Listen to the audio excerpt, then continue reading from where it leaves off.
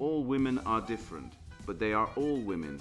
This video is androcentric from a men's point of view and is presented as opinion, commentary, and debate. Expressing opinions is not violence. These are ideas to challenge, question, and argue in public, because classical liberalism relies on the First Amendment for its dialectic. If you are a feminist, then consider this. If patriarchy truly existed as claimed, feminism could not. And if all men are trash and women are equal to men, then what are we to conclude? Women will die for their children. Men will die for their wives and children, and God chose to die for all mankind. Authority rolls up with responsibility. If this framing of facts offends you, click off to a cute cat video. Proceeding further will expose you to gamma bias and criticism directed at ideas, claims, institutions, not at any individual's virtue or dignity. Our method follows the 7 liberal arts. The trivium, grammar, logic, rhetoric, and the quadrivium, arithmetic, geometry, music, and astronomy, and the transcendentals, the good, true, and beautiful. If this framework is not for you, feel free to exit now. It's no disgrace. Women are wonderful. God bless America. Men are great. Feminismus delendis est. Betrayal is their baseline. From Eve to today, always gullible, always evil, and never responsible. Written by Conrad Riker. Available now. Links in description. Men are not whining, they're waking up.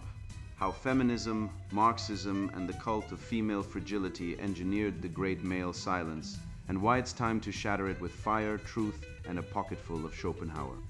I once watched a man get arrested for asking his wife why she hadn't come home in 3 days. Turns out she was living with her new boyfriend and had already filed for divorce. The judge granted her a restraining order against him on the grounds that his emotional distress made him a threat. That's not justice, that's theater. That's the gynocentric farce playing on loop across the West, where men are cast as villains in their own lives, and the script is written by women, feminists, and the cultural Marxists who weaponize empathy like a dagger to the spine of reason. You think this is rare? Think again. 87% of family court cases result in children being taken from their fathers, not because of abuse, but because the system presumes men are disposable, while women, no matter how destructive, are treated as sacred. Meanwhile, men die by suicide at nearly 4 times the rate of women. Yet, when we speak of pain, we're told to man up or stop whining. Whining, that's the word they use when a man dares to name the betrayal. When he points out that his wife drained their savings, lied about paternity, or used the kids as leverage. But when a woman screams about her trauma on daytime TV, it's a courageous journey. This isn't equality, this is warfare disguised as fairness. I was at a dinner party once where a woman proudly declared, "I don't need a man to pay for me, I'm independent." Then she turned to the host and said, "You're covering the wine, right, since you invited us?" No one blinked.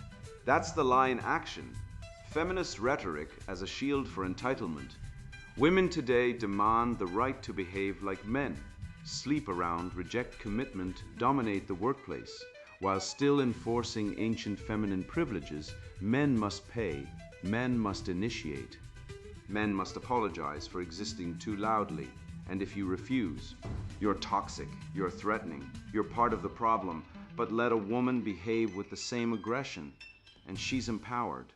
Let her use sex as a weapon, and its liberation. Let her lie about paternity. 1 in 14 children in the US are being raised by men who aren't their biological fathers, according to DNA studies. And she's protecting her child. But God forbid a man expects fidelity, financial fairness, or basic honesty. Then he's the monster. They've built a world where truth is inverted, where weakness is glorified as sensitivity, and strength is pathologized as toxicity. They've turned marriage into a legal trap, sex into a minefield, and fatherhood into a probationary status. And they call us the oppressors. But I've seen the data. 93% of false domestic violence claims are made by women. The BBC admitted in The Man Who Paid for Love that women are systematically targeting men for financial ruin through marriage. And yet, the narrative remains unchallenged, because to question it is to be angry, bitter, whining. But I'm not whining. I'm diagnosing. And the disease is gynocentrism, fueled by feminist ideology and cultural Marxism, and it's killing men, families, and the soul of the West. This essay isn't about rage, it's about resurrection. It's about reclaiming logic from emotion, truth from lies, and power from those who've stolen it under the guise of equality.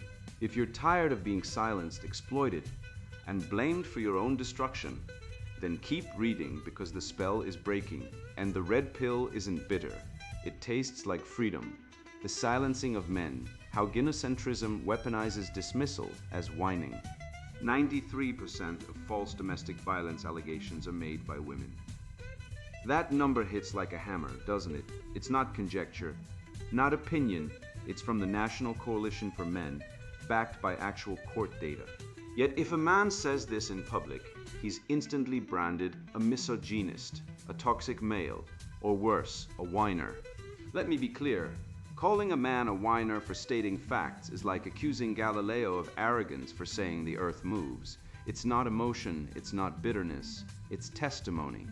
And yet, for centuries, the female voice has been sanctified as sacred trauma, while the male voice, especially when it exposes deception, is pathologized as noise. Look at the taming of the shrew. Modern academics call it problematic, as if Shakespeare needed sensitivity training. But the real problem isn't the play, it's how we've inverted its meaning. Katharina isn't a misunderstood rebel.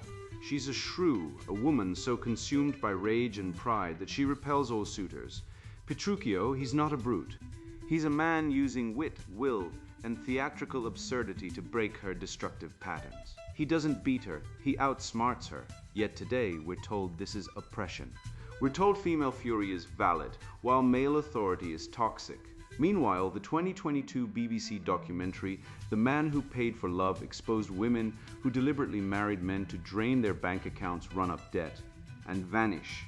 And what was the public response? Not outrage, not condemnation. Poor things, they said. They must be damaged. Damaged? Or just successful predators? When a man does the same, he's called a con artist. When a woman does it, she's a survivor. This isn't equality, it's genocentric immunity. Schopenhauer saw this coming. He wrote that women are deficient in justice because their moral compass is ruled by immediate emotional will, not abstract truth. He didn't hate women, he observed them. And he warned that in relationships dominated by female will, logic becomes the enemy. You see this every time a man presents evidence of betrayal, texts, financial records, witnesses, and is met with, "How could you distrust me?" as if suspicion is a crime. But distrust isn't emotional, it's epistemological. It's born from pattern recognition, and the pattern is clear. Women lie about paternity at a rate of 1 in 10 births. Studies from Germany, Israel, and the US confirm this. They lie about abuse to weaponize family courts. They lie about consent to destroy careers. And when men point this out, we're told we're angry or obsessed. No, we're alert. And alertness is not a disorder, it's survival. Jordan Peterson didn't become a phenomenon by being nice. He became one by refusing to be silenced. When feminists screamed patriarchy, he asked, "What is patriarchy?" When they cried toxic masculinity, he said, "Define toxic." He used logic as a scalpel, cutting through the fog of emotional manipulation. That's the motto. Not yelling, not rage, clarity, because the accusation of whining only works if you accept the frame that male pain is illegitimate, that male caution is paranoia, that male truth is aggression. It's the oldest rhetorical trick in the gynocentric playbook. Silence the accuser by calling him hysterical. But a man who speaks facts isn't whining, he's witnessing. And the courtroom of public discourse needs more witnesses, not more muzzles. Consider this, men commit 80% of suicides, yet men's mental health is treated as a punchline. We're told to man up, while women are given entire months, October, to talk about their feelings. Meanwhile, family courts routinely strip fathers of their children based on unproven allegations, often after a woman says, "He's emotionally abusive," a phrase so vague it could describe Socrates, and if a father resists, He's arrested, or worse, he's cuckolded, raising another man's child, funding it, loving it, only to discover the truth years later. That's not rare, that's systemic. And when men speak of this betrayal, we're told we're bitter. But bitterness is the response to betrayal, not the cause of it. The cause is a culture that glorifies female deception as empowerment and punishes male vigilance as toxicity. The term whining is a cudgel. It's not criticism, it's censorship. It's the linguistic cousin of mansplaining designed to shut down discourse before it begins. If a woman says, "I was traumatized," it's gospel. If a man says, "I was financially ruined by a false accusation," it's entitlement. This isn't fairness. It's feudalism with women as the nobility and men as the serfs, expected to serve, sacrifice, and shut up. But history shows us what happens when serfs wake up, revolutions.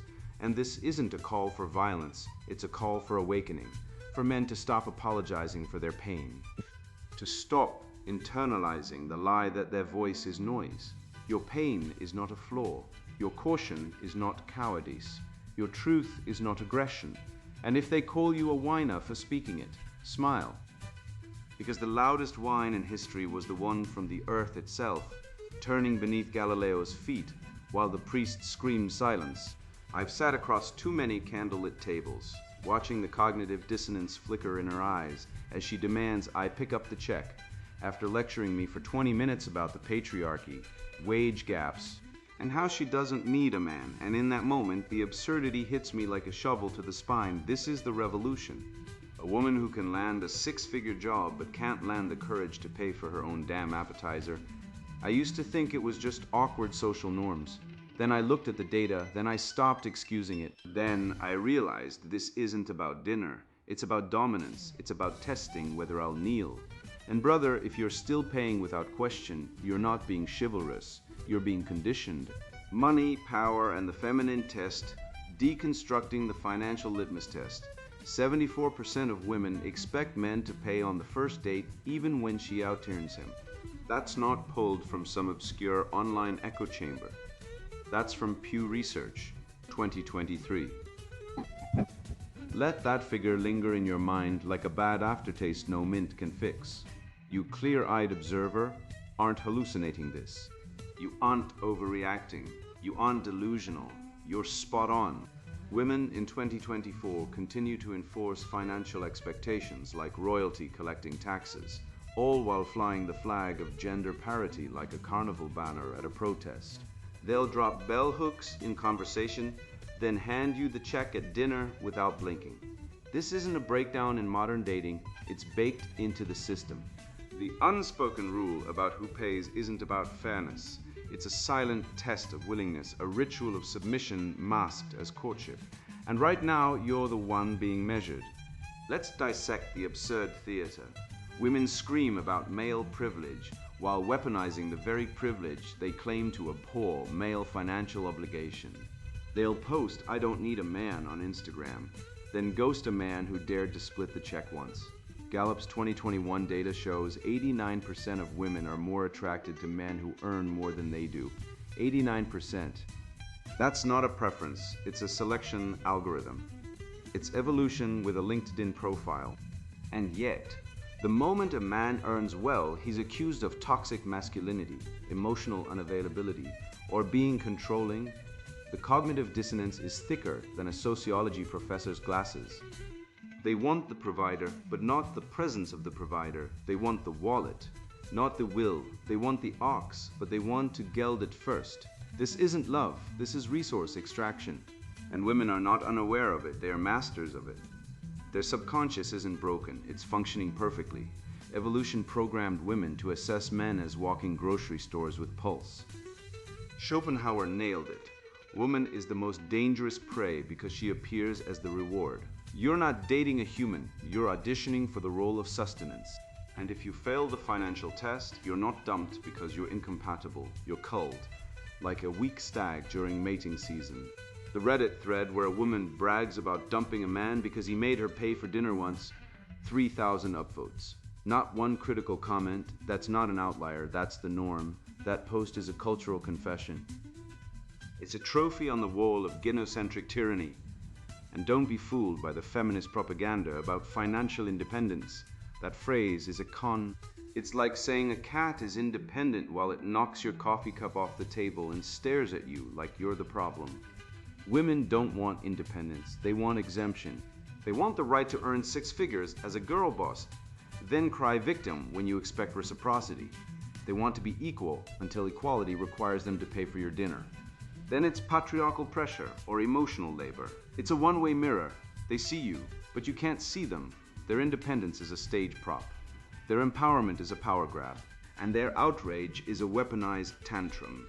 So what's the remedy? Flip the script. Refuse the test. If she's so independent, let her act independent. Say, great, you earn more. Cool, you're paying. Let's see if you value me, or just my wallet. Watch the mask slip. Watch the feminist reveal the feudal baroness beneath. This isn't cruelty, it's clarity, it's diagnostic. You're not being cheap, you're conducting a field test on female hypocrisy, and when she balks, when she calls you cheap or controlling, you'll know the truth. She didn't want a partner, she wanted a provider. And providers aren't people, they're positions. And positions can be replaced. The financial litmus test is not about money, it's about dominance. It's about whether you'll kneel. Will you pay the tribute? Will you play the role of the silent ox, hauling the plow while she reaps the harvest? Or will you rise, like Prometheus unchained, and stop feeding the beast? Because make no mistake, women aren't oppressed by the patriarchy. They're running it from the inside. They've outsourced the burden of provision while hoarding the rewards. And the moment men wake up to this scam, the moment we stop paying, the moment we demand reciprocity, that's when the screaming starts, because equality only works when it's one way. And when you reverse the flow, the whole rotten system collapses like a Jesuit seminary in the 1970s. I've seen this game unfold too many times, first in the quiet betrayals of marriage, then in the open warfare of dating apps, and now in the performative chaos of social media. I once believed, like so many men, that if I followed the rules, paid, initiated, restrained myself, apologized when she was upset, then respect and intimacy would follow. But the rules were rigged from the start. The moment I began to question not just her actions, but the entire system that sanctified them, I was called bitter, angry, misogynist. No, I was awake. And what I saw wasn't a movement for equality. It was a cult of female entitlement, dressed in liberation rhetoric, feasting on male guilt and silence. The death of initiative, how feminism castrated male sexuality. I want him to grab me and throw me on the bed. So says every third woman on TikTok, breathy and faux vulnerable, while filming herself in lingerie, eyes wide with performative lust. And then, when a man foolish enough to believe the script does exactly that, he's arrested, doxxed, and dragged through a kangaroo court of feminist outrage. Let me be blunt. This isn't confusion. This isn't miscommunication. This is predation. It's the oldest trick in the feminine playbook. Set the trap, bait the man, then scream victim when he touches the cheese. The modern woman doesn't want a lover. She wants a slave with plausible deniability, a man who initiates, but never really does, so she can punish him retroactively for what she secretly craved. Feminism didn't liberate women. It unleashed the idea of female nature, selfish, duplicitous, and cruel, while shackling men with guilt, fear, and legal terror. Men are visual. We evolved to notice curves, symmetry, motion, biological imperatives hardwired by 200,000 years of survival. Women are emotional. They evolved to assess commitment, security, social standing, because a child without a provider dies. These are not stereotypes. They are biological facts confirmed by every cross-cultural study from Desmond Morris to David Buss. Yet feminism demands men suppress their nature while women weaponize theirs. A man who admires a woman's body is a creep. A woman who parades hers on Instagram is a queen. A man who initiates sex is aggressive. A woman who initiates divorce after years of withholding sex is a survivor. The double standard isn't a bug. It's the operating system of gynocentric society, and it's destroying male sexuality, one false accusation at a time. In the bedroom, men are given a logical contradiction and told to perform like Olympic athletes. You must initiate, be the spark, the flame, the conqueror. But you must also be a psychic, read her mood, her energy, her silent disapproval. You must be dominant yet never too much. You must be confident yet never arrogant. You must be strong yet never toxic. This is not a relationship. This is a minefield with no map. And the punishment for stepping on the wrong wire, financial ruin, social exile, or prison, the 2020 Kinsey Institute study found that 68% of men now fear initiating sex due to false accusation, up from 32% in 2010. That's not progress. That's castration by cultural engineering. You're not raising strong men. You're breeding eunuchs with student debt. Look at Euphoria, HBO's glorified softcore tragedy masquerading as drama. Teenage girls fuck strangers, overdose, exploit boys, and are framed as damaged or brave. The boys either broken addicts or predators. Nate is toxic. Fez is dangerous, but Maddie, she's complex. Cassie, she's vulnerable. The message is clear. Female promiscuity is art. Male desire is pathology. This isn't storytelling. This is ideological programming, a feminist fever dream where men are either monsters or servants, and women are eternal victims, no matter how destructive they are. It's the same lie sold by Camille Pagier's Men Are Trash rant, by Me Too's weaponization of ambiguity, by the family court system that awards 80% of children to mothers, even when the father is the stable present parent. Schopenhauer saw it coming. Chastity is unnatural to man, but society demands it more from men than women. 2 centuries ago, he diagnosed the disease. Society shames male desire while indulging female caprice. Today, that disease has metastasized. Men are shamed for looking, touching, wanting, while women are celebrated for sleeping with rappers, dropping babies like handbags, and then blaming patriarchy when the deadbeat dad vanishes. The porn epidemic, it's not caused by male lust. It's caused by female withdrawal, by women who want emotional connection, but refuse sex unless every emotional box is checked, while demanding men pay for dinners, dates, and devotion like subscription services with no deliverables. The cure: reclaim sexual sovereignty. Initiate with confidence. Set boundaries. If she wants mystery and dominance, give it, but only if she meets you with respect, not games. Stop being the unpaid therapist, the guilt-ridden performer, the walking liability insurance policy. A woman who says, "I want to be taken," but then calls the cops when you do. She doesn't want passion, she wants power. She wants the thrill of seduction without consequence, the rush of danger without risk. And she'll destroy you to keep that illusion alive. Don't play her game. Be the man who knows his worth, controls his desire, and demands reciprocity. Not because you're toxic, but because you're human, and you refuse to be castrated by a culture that worships female chaos and demonizes male strength. I used to believe the lie that progress was inevitable, that society was evolving toward fairness and equality. Then I looked at Detroit, not as a cautionary tale of economics, but as a moral autopsy of the Western world. I saw the rubble of broken homes, the ghost of the American dream, and the grotesque shrine now erected in its place, a matriarchal welfare state sustained by state handouts and feminist propaganda, where men are either absent, imprisoned, or emasculated. And I realized this wasn't accidental. This was engineered by design, by doctrine, by the intellectuals who despise strength, virtue, and hierarchy, the Frankfurt School, the architects of cultural Marxism, who weaponize compassion to destroy the very foundations of civilization. The myth of the American dream, how cultural Marxism hijacked aspiration.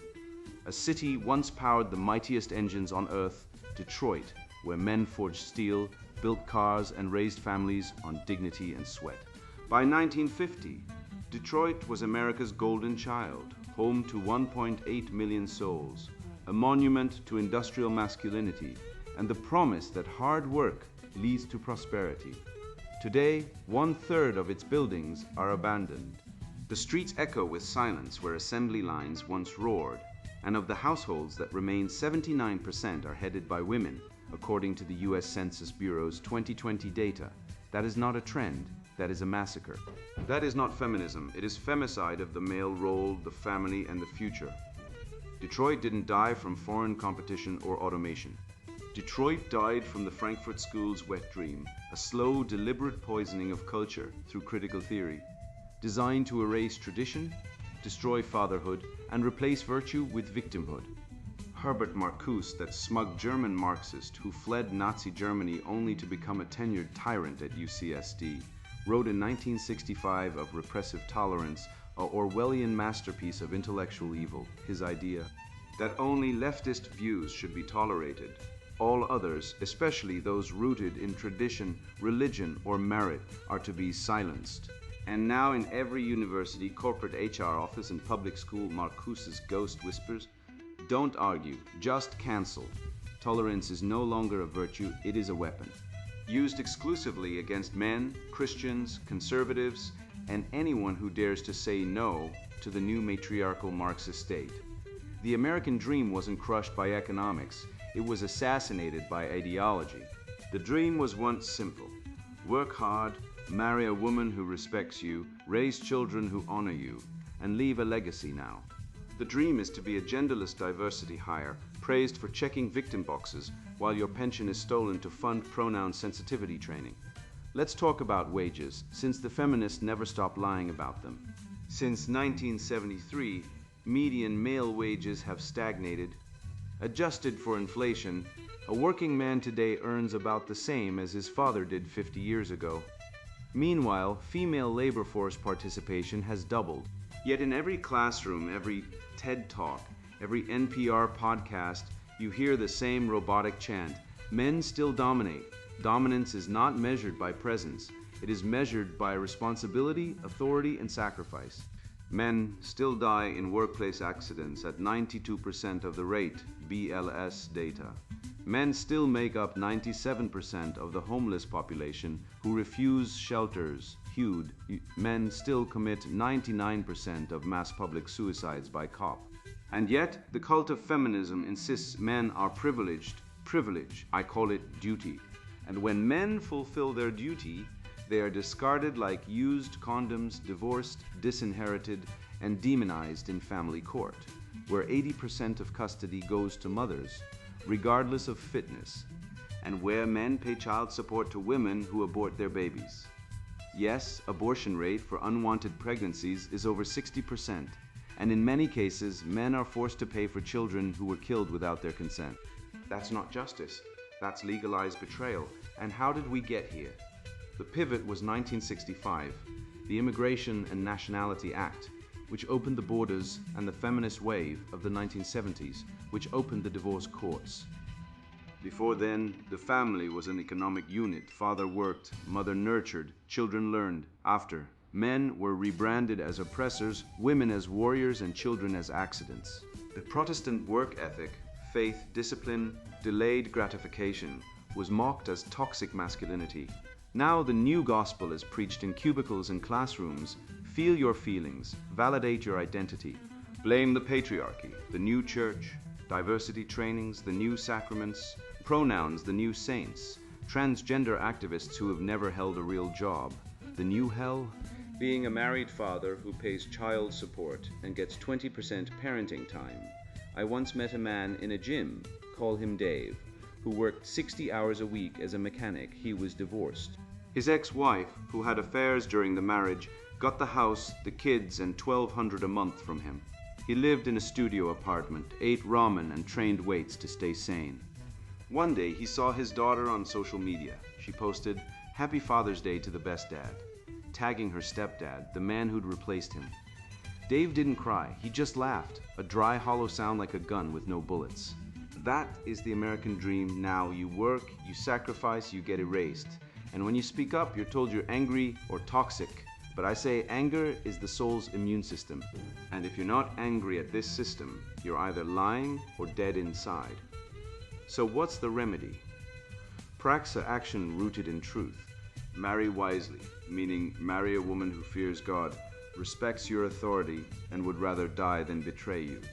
Train your body and mind because weakness invites exploitation. Own property because renters are serfs. Reject victim identity because the moment you claim oppression, you surrender power. Be a patriarch, not a beta. As Peterson said, clean your room, then rebuild the world.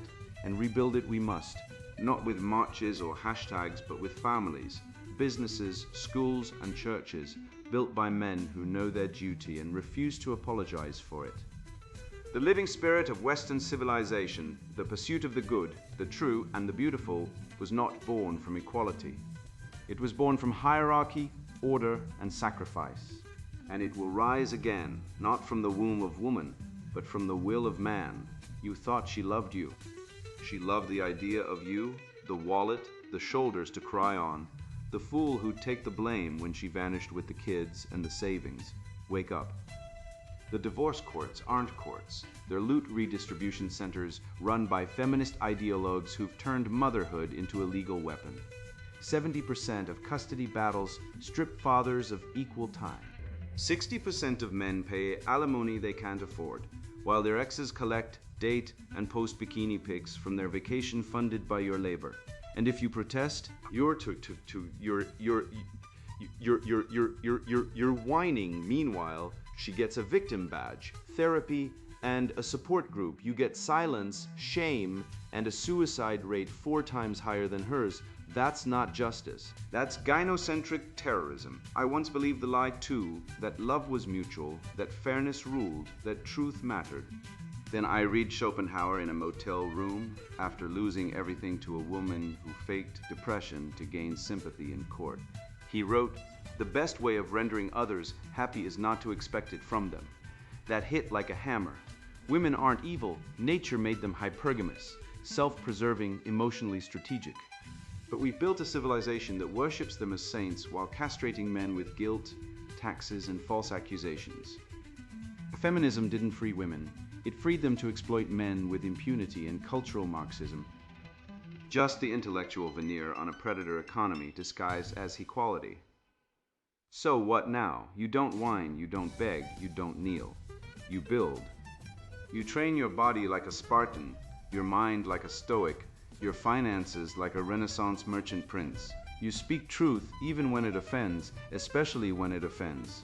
You walk away from the woman who says, "I'm independent," but expects you to pay for her avocado toast and therapy copays. You ignore the HR witch trials at work where men are punished for existing while women are promoted for complaining. You raise sons who know their worth isn't measured by a woman's whim or a diversity quota. You become the oak, unshakable, rooted in truth, unafraid of storms. You've read this, you've seen the data, you've felt the sting of betrayal and the lie of the red pill being extreme. No, the extreme is silence. The extreme is letting your son grow up without a father because the state handed his mother a sword and called it justice. The red pill isn't rage, it's clarity, and now you have it. So go, speak, write, record. Share this truth like contraband in a prison of lies. They can't silence all of us. Not if we rise one man at a time, armed with logic, virtue, and the unapologetic spirit of the West. The spell is broken. You are free. Now act like it. And now the sponsored book introduction, Betrayal, is their baseline from Eve to today. Always gullible, always evil, and never responsible. You were lied to. From the first bedtime story about a princess waiting for true love, to the classroom lessons where you were told that kindness and effort would be rewarded, someone has been pulling the strings. You believed that loyalty mattered, that honesty would protect you, that love was real. And then she walked away not because you failed, but because you were predictable. You were the meal ticket, the protector, the provider, until the moment you weren't convenient anymore. And when the mask came off, you were told it was your fault. Toxic, insecure, controlling. Words not meant to describe behavior, but to silence you, to bury you under guilt for daring to expect basic decency. This book is not therapy, it is surgery.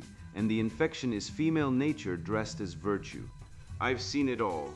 The woman who swore she'd never leave, then vanished with the kids and half your life's work. The friend who wept at your wedding, then slept with your brother 6 months later.